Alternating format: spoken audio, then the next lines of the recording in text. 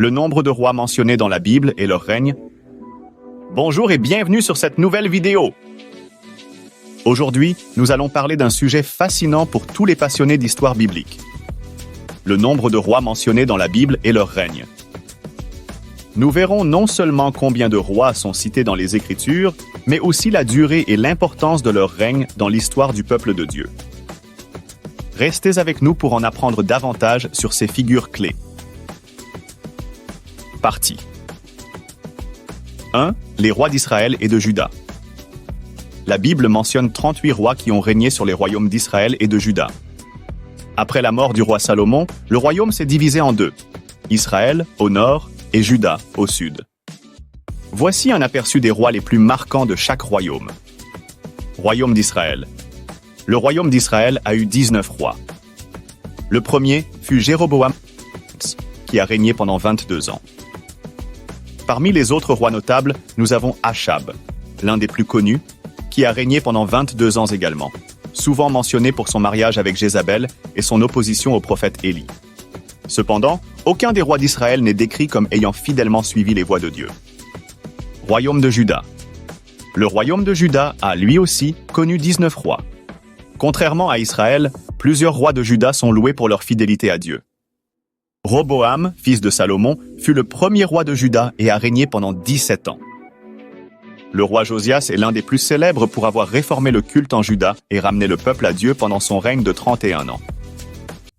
Partie 2. Les rois notables en dehors d'Israël et de Juda.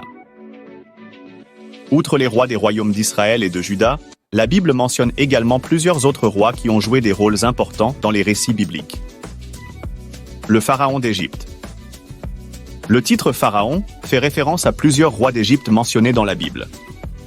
L'un des plus notables est celui qui a fait face à Moïse lors de l'exode des Hébreux. Ce pharaon a refusé de libérer les Israélites, provoquant ainsi les 10 plaies d'Égypte. Son règne, bien que non daté précisément, est central dans l'histoire biblique de la libération du peuple hébreu. Nabuchodonosor II, roi de Babylone, Nabuchodonosor, est l'un des personnages les plus puissants mentionnés dans la Bible. Il a détruit Jérusalem et emmené les Juifs en captivité à Babylone. Son règne a duré 43 ans et il est souvent décrit dans le livre de Daniel, où il a plusieurs visions prophétiques. Cyrus le Grand, roi de Perse. Cyrus a joué un rôle majeur dans la libération des Juifs après leur exil à Babylone. Son décret a permis la reconstruction du temple de Jérusalem. La Bible loue Cyrus pour avoir été un instrument de Dieu, même s'il n'était pas un roi israélite. Il a régné pendant environ 29 ans. Partie 3. Les règnes les plus longs et les plus courts. Manassé, roi de Juda, détient le record du règne le plus long avec 55 ans sur le trône. Son règne fut marqué par l'idolâtrie et les péchés, bien qu'il se soit repenti vers la fin de sa vie. En revanche, le règne le plus court est celui du roi Zimri d'Israël, qui n'a régné que pendant 7 jours avant de se suicider, voyant que son royaume lui échappait.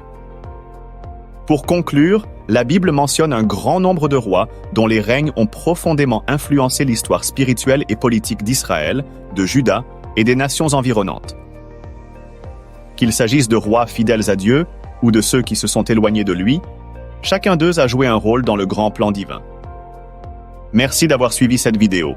N'oubliez pas de vous abonner et de liker si ce contenu vous a plu. À très bientôt pour de nouvelles découvertes bibliques. Que Dieu vous bénisse! Si vous avez aimé cette vidéo, n'oubliez pas de vous abonner à notre chaîne pour d'autres contenus sur l'histoire biblique et la foi chrétienne. Laissez aussi un commentaire pour nous dire quel roi biblique vous inspire le plus.